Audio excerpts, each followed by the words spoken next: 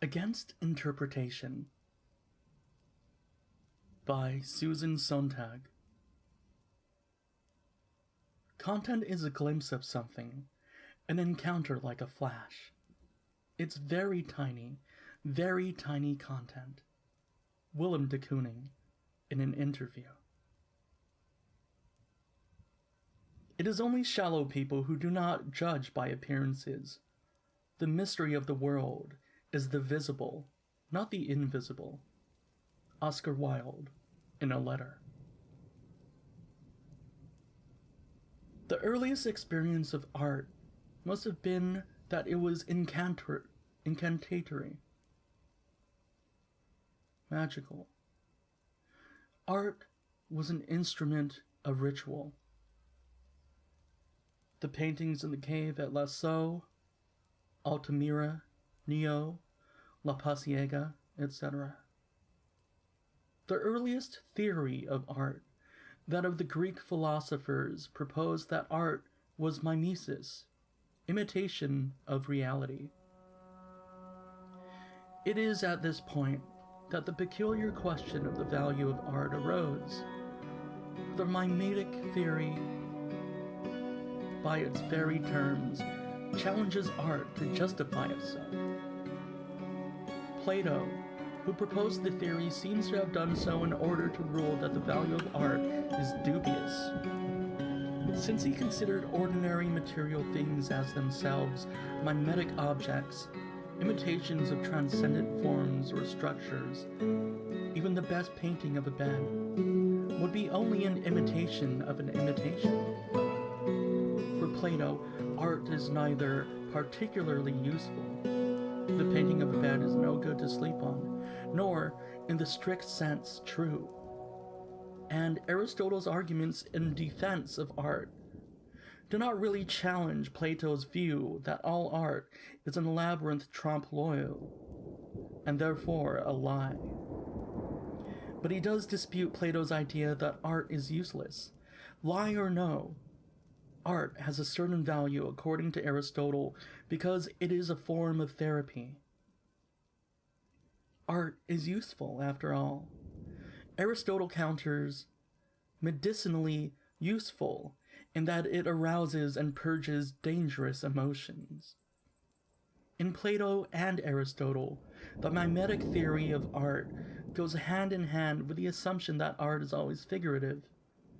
But advocates of the mimetic theory need not close their eyes to decorative and abstract art. The fallacy that art is necessarily a realism can be modified or scrapped without ever moving outside the problems delimited by the mimetic theory. The fact is, all Western consciousness of and reflection upon art have remained within the confines staked out by the Greek theory of art as mimesis, or representation. It is through the theory that art as such, above and beyond given works of art, becomes problematic, in need of defense.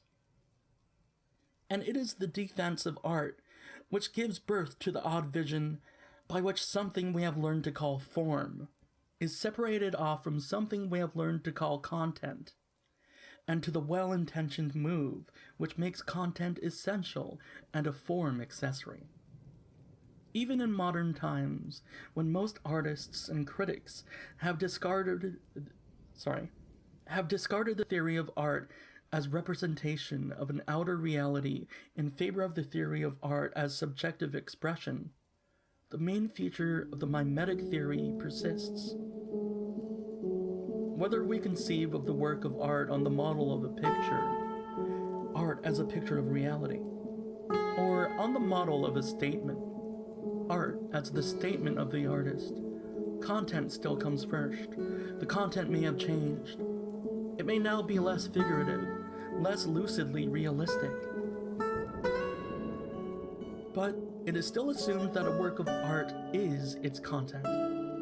Or, as it's usually put today, that a work of art by definition says something. What X is saying is, what X is trying to say is, what X said is, etc., etc. 2. None of us can ever retrieve that innocence before all theory when art knew no need to justify itself. When one did not ask of a work of art what it said because one knew, or thought one knew, what it did. From now to the end of consciousness, we are stuck with the task of defending art. We can only quarrel with one or another means of defense.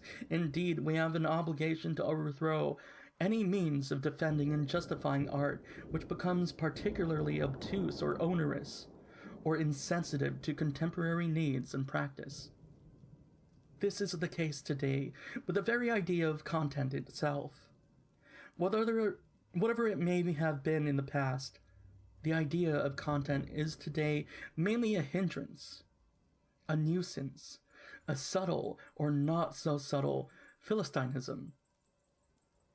Though the actual developments in many arts may seem to be leading us away from the idea that a work of art is primarily its content, the idea still exerts an extraordinary hegemony.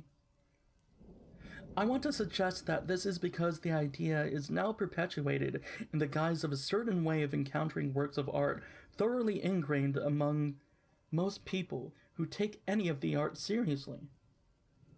What the overemphasis on the idea of content entails is the perennial, never consummated project of interpretation. And, conversely, it is the habit of approaching works of art in order to interpret them that sustains the fancy that there really is such a thing as the content of a work of art. 3. Of course, I don't mean interpretation in the broadest sense, the sense in which Nietzsche rightly says, there are no facts, only interpretations. By interpretation, I mean here a conscious act of the mind which illustrates a certain code, certain rules of interpretation. Directed to art, interpretation means plucking a set of elements, the X, the Y, the Z, and so forth, from the whole work. The task of interpretation is virtually one of translation. The interpreter says, look, don't you see that X is really means A? That Y is really B? That Z is really C? What situation could prompt this curious project for transforming a text? History gives us the materials for an answer. Interpretation first appears in the culture of late classical antiquity, when the power and credibility of myth had been broken by the realistic view of the world introduced by scientific enlightenment.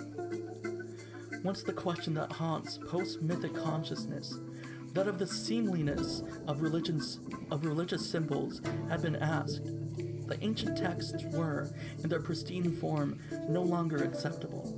Then interpretation was summoned to reconcile the ancient texts to modern demands. Thus, the Stoics, to accord with their view that the gods had to be moral, allegorized away the rude features of Zeus and his boisterous clan in Homer's epics. What Homer really designated by the adultery of Zeus with Leto, they explained, was the union between power and wisdom. In the same vein, Philo of Alexandria interpreted the literal historical narratives of the Hebrew Bible as spiritual paradigms. The story of the Exodus from Egypt, the wandering in the desert for 40 years, and the entry into the Promised Land, said Philo, was really an allegory of the individual soul's emancipation, tribulations, and final deliverance.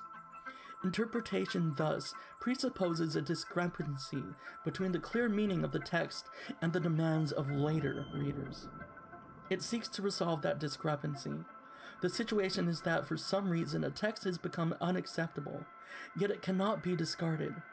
Interpretation is a radical strategy for conserving an old text, which is thought too precious to repudiate by revamping it. The interpreter, without actually erasing or rewriting the text, is altering it. But he can't admit to doing this. He claims to be only making it intelligible by disclosing its true meaning. however far the interpreters alter the text. Another notorious example is the rabbinic and Christian spiritual interpretations of the clearly erotic Song of Songs. They must claim to be reading off a sense that is already there. Interpretation in our own time, however, is even more complex, for the contemporary zeal of the project of interpretation is often prompted not by piety towards the troublesome text, which may conceal an aggression, but by an open aggressiveness, an overt contempt for appearances. The old style of interpretation was insistent, but respectful. It erected another meaning on top of the literal one. The modern style of interpretation excavates, and as it excavates, destroys. It digs behind the text to find a subtext which is the true one. The most celebrated and influential modern doctrines, those of Marx and Freud, actually amount to elaborate systems of hermeneutics, aggressive and impious theories of interpretation. All observable phenomena are bracketed in Freud's phrase as manifest content. This manifest content must be probed and pushed aside to find the true meaning, the latent content beneath. For Marx, social events like revolutions and wars; for Freud, the events of individual lives like neurotic symptoms and slips of the tongue, as well as texts, like a dream or a work of art. All are treated as occasions for interpretation. According to Marx and Freud, these events only seem to be intelligible. Actually, they have no meaning without interpretation. To understand is to interpret, and to interpret is to restate the phenomenon, in effect, to find an equivalent for it. Thus, interpretation is not, as most people assume, an absolute value, a gesture of mind situated in some timeless realm of capabilities. Interpretation must itself be evaluated within a historical view of human consciousness.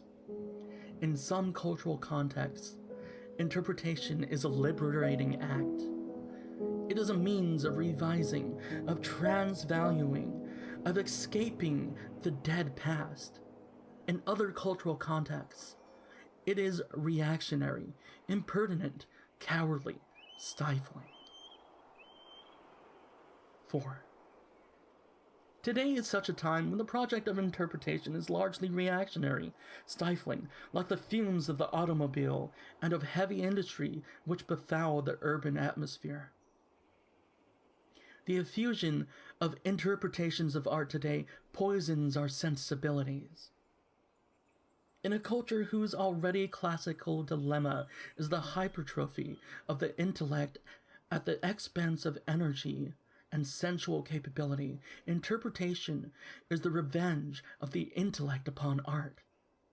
Even more, it is the revenge of the intellect upon the world.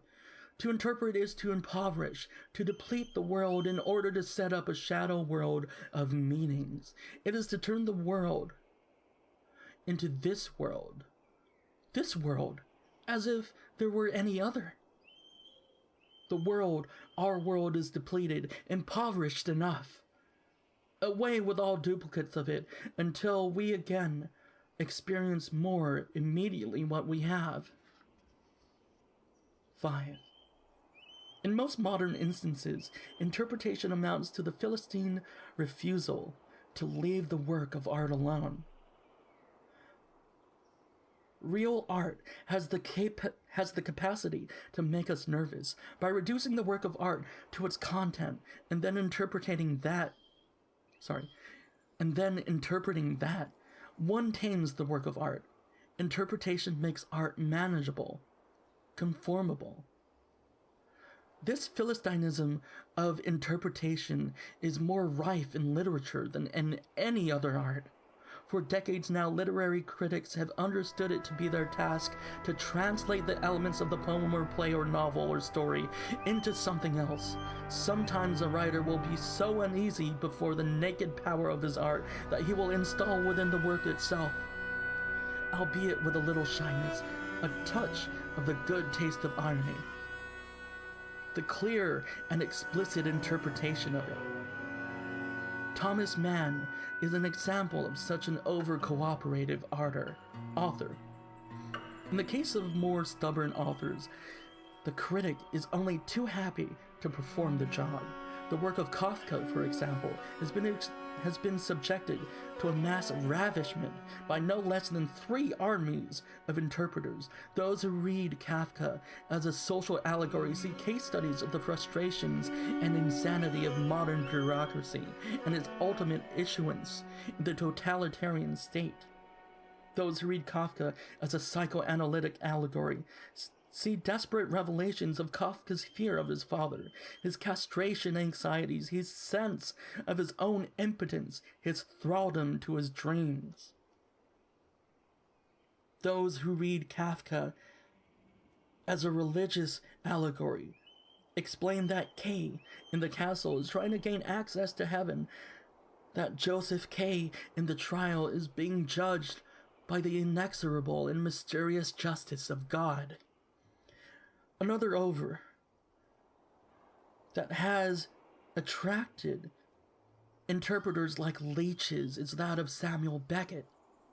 Beckett's delicate dramas of the withdrawn consciousness, pared down to essentials, cut off, often represented as physically immobilized, are read as a statement about modern man's alienation from meaning or from God, or as an allegory of psychopathology. Proust, Joyce, Faulkner, Rilke, Lawrence, Gide once could go on to citing author after author. The list is endless of those around whom thick incrustations of interpretation had taken hold. But it should be noted that interpretation is not simply the compliment that mediocrity pays to genius. It is indeed the modern way of understanding that something and is applied to works of every quality.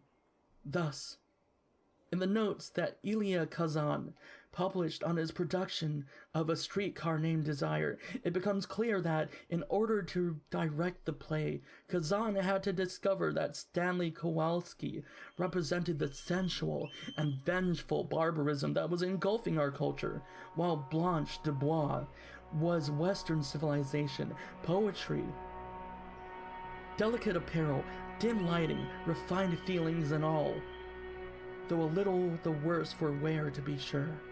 Tennessee Williams' forceful psychological melodrama now became intelligible. It was about something, about the decline of Western civilization. Apparently, were to go on being a play about a handsome brute named Stanley Kowalski and a faded mangy belle named Blanche Dubois, it would not be manageable. 6. It doesn't matter whether artists intend or don't intend for their works to be interpreted. Perhaps Tennessee Williams thinks that Streetcar is about what Kazan thinks it to be about. Maybe that Cocteau in The Blood of a Poet and in Orpheus wanted the elaborate readings which have been given these films in terms of Freudian symbolism and social critique. But the merit of these works certainly lies elsewhere than in their meanings. Indeed, it is precisely to the extent that Williams's plays and Cocteau's films do suggest these portentous meanings that they are defective, false, contrived, lacking in conviction. From interviews it appears that Renai and Rob Grillet consciously designed last year at Marienbad to accommodate a multiplicity of equally plausible interpretations. But the temptation to interpret Marienbad should be resisted. What matters in Marienbad is the pure, untranslatable, sensuous immediacy of some of its images, and its rigorous, if narrow, solutions to certain problems of cinematic form. Again, Ingmar Bergman may have meant the tank rumbling down the empty night street in The Silence as a phallic symbol. But if he did, it was a foolish thought. Never trust the teller. Trust the tale, said Lawrence. Taken as a brute object, as an immediate sensory equivalent for the mysterious abrupt armored happenings going on inside the hotel. That sequence with the tank is the most striking moment in the film. Those who reach for a Freudian interpretation of the tank are only expressing their lack of response to what is there on the screen. It is always the case that interpretation of this type indicates a dissatisfaction, conscious or unconscious, with the work, a wish to replace it by something else. Interpretation based on the highly dubious theory that a work of art is composed of items of content violates art. It makes art into an article for use, for arrangement into a mental scheme of categories. 7. Interpretation does not, of course, always prevail. In fact, a great deal of today's art may be understood as motivated by a flight from interpretation. To avoid interpretation, art may become parody, or it may become abstract, or it may become merely decorative, or it may become non-art. The flight from interpretation seems particularly a feature of modern painting. Abstract painting is the attempt to have, in the ordinary sense, no content. Since there is no content, there can be no interpretation. Pop art works by the opposite means to the same result. Using a content so blatant, so what it is, it too ends by being uninterpretable. A great deal of modern poetry as well, starting from the great experiments of French poetry, including the movement that is misleadingly called symbolism, to put silence into poems and to reinstate the magic of the word, has escaped from the rough grip of interpretation, the most recent revolution in contemporary taste in poetry. The revolution that has deposed Eliot and elevated Pound represents a turning away from content in poetry in the old sense, an impatience with what made modern poetry prey to the zeal of interpreters. I'm speaking mainly of the situation in America, of course. Interpretation runs rampant here in those arts with a feeble and negligible avant-garde, fiction and the drama. Most American novelists and playwrights are really either journalists or gentlemen sociologists and psychologists. They are writing the literary equivalent of program music, and so rudimentary, uninspired, and stagnant has been the sense of what might be done with form in fiction and drama that even when the content isn't simply information, news, it is still peculiarly visible, handier, more exposed, to the extent that novels and plays in America, unlike poetry and painting and music, don't reflect any interesting concern with changes in their form. These arts remain prone to assault by interpretation. But programmatic avant-gardism, which is meant mostly experiments with form at the expense of content, is not the only defense against the infestation of art by interpretations. At least I hope not. For this would be to commit art to being perpetually on the run. It also perpetuates the very distinction between form and content, which is ultimately an illusion. Ideally, it is possible to elude the interpreters in another way, by making works of art whose surface is so unified and clean, whose momentum is so rapid, whose address is so direct that the work can be just what it is. Is this possible now? It does happen in films, I believe. This is why cinema is the most alive, the most exciting, the most important of all art forms right now. Perhaps the way one tells how alive a particular art form is by the latitude it gives for making mistakes in it and still being good. For example, a few of the films of Bergman, though crammed with lame messages about the modern spirit, thereby inviting interpretations, still triumph over the pretentious intentions of their director. in winter light and the silence. The beauty and visual sophistication of the images subvert before our eyes the callow pseudo-intellectuality of the story and some of the dialogue. The most remarkable instance of this sort of discrepancy is the work of D.W. Griffith. In good films, there is always a directness that entirely frees us from the itch to interpret. Many old Hollywood films, like those of Cukor, Walsh, Hawks, and countless other directors, have this liberating anti-symbolic quality, no less than the best work of the new European directors, like Truffaut's Shoot the Piano Player, and Jules and Jim, Godard's Breathless, and Vivre sa vie, Antonioni's La Ventura, and Olney's The Fiancés. The fact that films have not been overrun by interpreters is in part due simply to the newness of cinema as an art. It also owes to the happy accident that films for such a long time were just movies. In other words, that they were understood to be part of mass, as opposed to high culture, and were left alone by most people with minds. Then too, there's always something other than content in the cinema to grab hold of. For those who want to analyze, for the cinema, unlike the novel, possesses a vocabulary of forms. The explicit, complex, and discussable technology of camera movements, cutting, and composition of the frame that goes into the making of a film. 8. What kind of criticism, of commentary on the arts, is desirable today?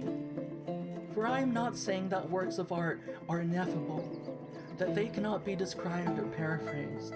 They can be. The question is how.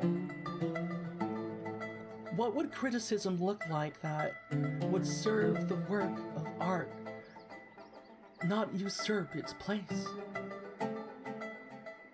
What is needed first is more attention to form in art. If excessive stress on content provokes the arrogance of interpretation, more extended and more thorough descriptions of form with silence. What is needed is a vocabulary. A descriptive rather than prescriptive vocabulary for forms. One of the difficulties is that our idea of form is spatial. The Greek metaphors for form are all derived from notions of space. This is why we have a more ready vocabulary of forms for the spatial than for the temporal arts. The exception among the temporal arts, of course, is the drama. Perhaps this is because the drama is a narrative, an example, temporal, form that extends itself visually and pictorially upon a stage. What we don't have yet is a poetics of the novel, any clear notion of the forms of narration.